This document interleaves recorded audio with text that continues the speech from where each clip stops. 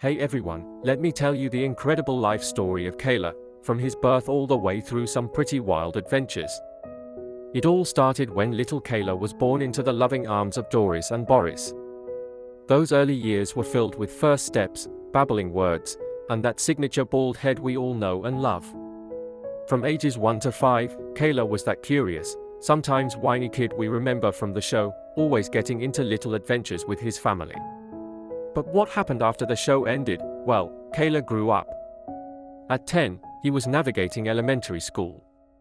By 20, he was in college, trying to figure out life like the rest of us. Through his 20s and 30s, Caillou built his career, and by 40, he had his own family.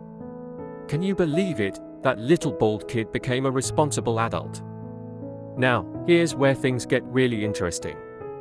When Caillou turned 50, then 80, and incredibly even made it to 100 years old.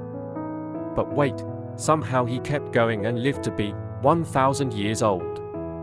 I know, crazy right, but every story has its ending, and eventually, old Caillou passed away.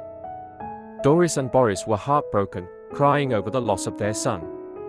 But here's the twist, they loved him so much that they somehow managed to bring him back to life. Talk about parental dedication, though things weren't always smooth sailing after that.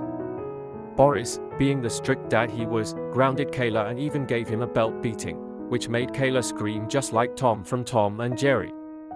But Doris, always the voice of reason, stepped in and told Boris to be nice to their son.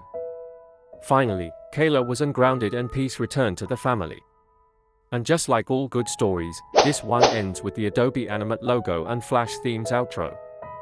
Pretty wild journey for our favorite bald kid, right? That's the bizarre, wonderful, and sometimes completely outrageous life story of Caillou, from innocent beginnings to a 1,000-year adventure, and everything in between. Who knew the little guy would have such an eventful life?